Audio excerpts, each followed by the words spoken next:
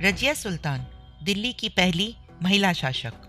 सुल्तान के तौर पर उनके शासन में 3 साल 6 महीने और 6 दिन तक राज किया था।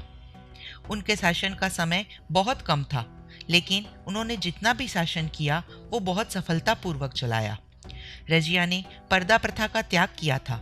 वो पुरुषों की तरह खुले मुंह ही राज दरबार में आती जाती थी। उनके पिता दिल्ली के सुल्तान इल्तुतमिश थे।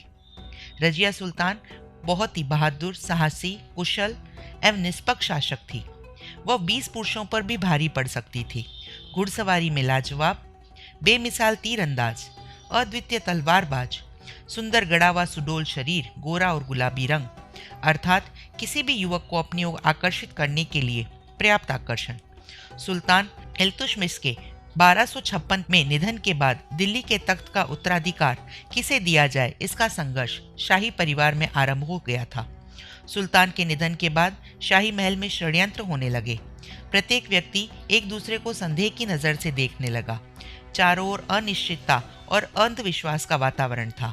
इधर वजीर आला ने रजिया के पक्ष को कमजोर करने के लिए कई चालें चली और भटिंडा के सुल्तान अल्तुतनिया को भी राजकाज में उलझा दिया ताकि वो रजिया की मदद के लिए न आ सके।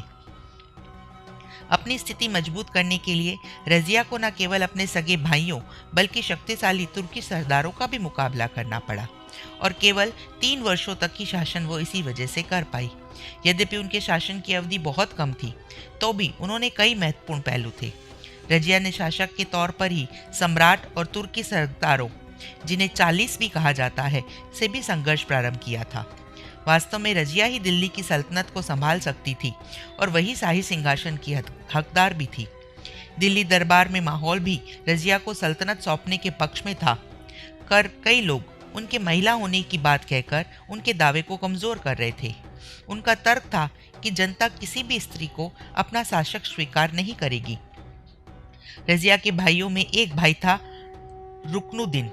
वह चाटुकार लोग, लंपट, काहिल, जाहिल, विलासी रुकनुद्दीन दिल्ली की गद्दी पर बैठना चाहता था। वह भी दरबारियों की खुशामद करता रहता था कि एक बार मुझे दिल्ली की गद्दी पर बैठा दो तो ये सारी सल्तनत आपकी। इधर रजिया के सूबेदार अल्तुतनिया से प्रेम करती थी। वह उनके लिए कुछ भी कर सकती थी। इसके अतिरिक्त इल्तुतमिश के एक चहेता गुलाम भी था जिसका नाम था जमालुद्दीन याकूत। रजिया को नज़रबंद कर दिया गया और रुकनुद्दीन को गद्दी पर बैठाने की तैयारियां शुरू कर दी गई।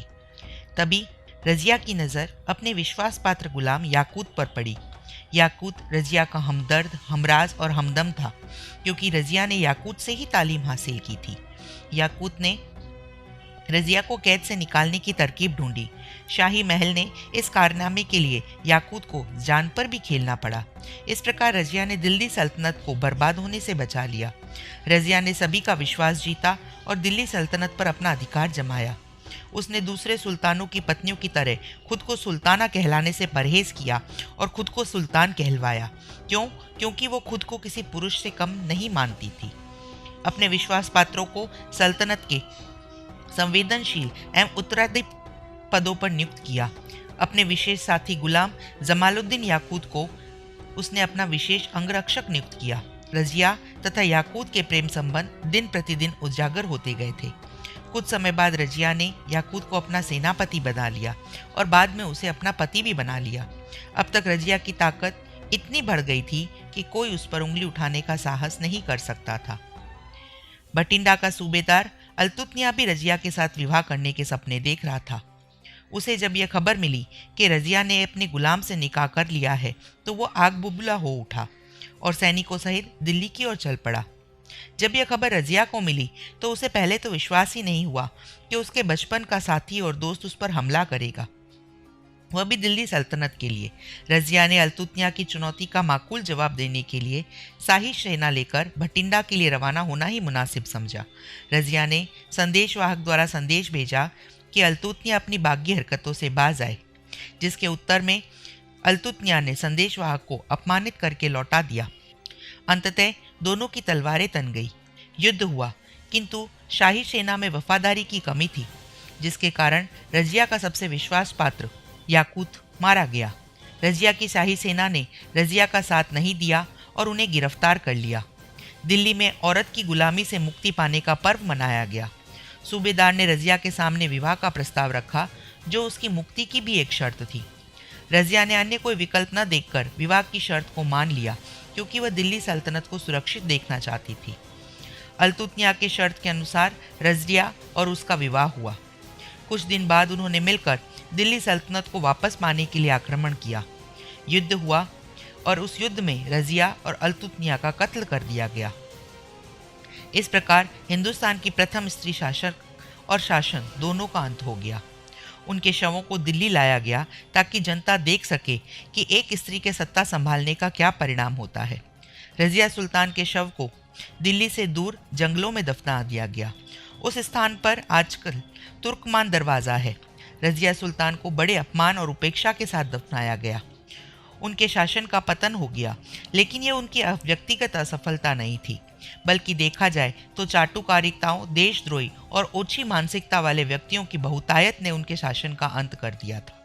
लेकिन कुछ और हो ना हो, भारत के इतिहास में रज़िया सुल्तान का नाम भारत की पहली महिला शासक के तौर पर हमेशा स्वर्ण अक्षरों में दर्ज रहेगा।